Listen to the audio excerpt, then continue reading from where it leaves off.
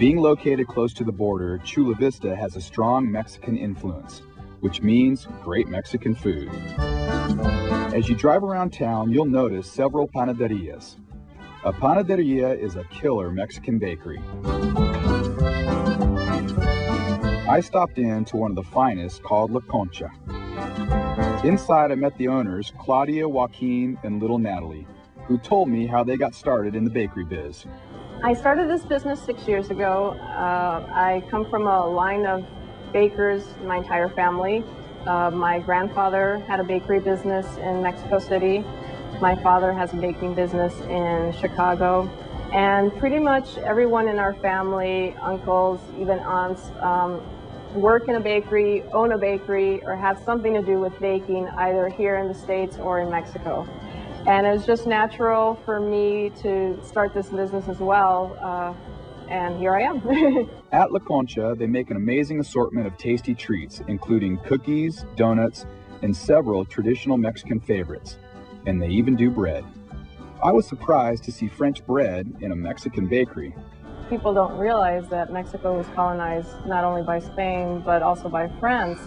So a lot of the bread that you see in a Mexican bakery is actually of French origin.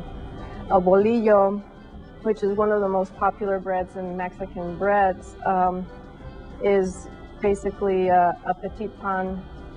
Other breads that are also from French origin are what we call orejas, which means ear in English, is a palmier in France. It's made out of puff pastry, just as it is in France. And so a lot of breads are of European origin, and but they're Mexican bread to us. Seeing and smelling all these wonderful items was driving me crazy, so I had to try a few. Okay, I tried more than a few. I pretty much tried everything they had.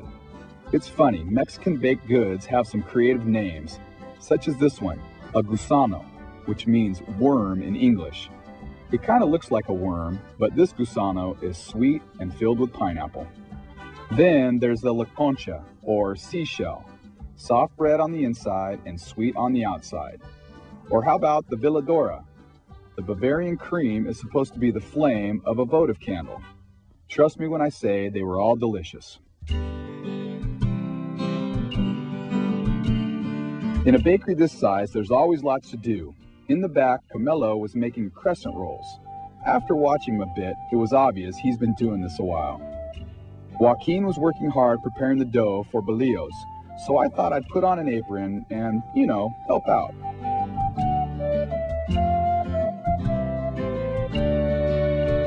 I love this machine they use to cut the dough into perfect portions.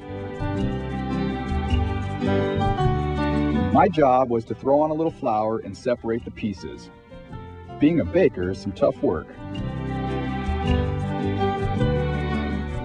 I hung out a while and watched as they kicked out one delicious product after another.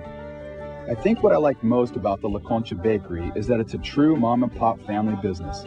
Claudia, Joaquin, and Natalie do a great job of providing Chula Vista the best baked goods in town. Check them out sometime.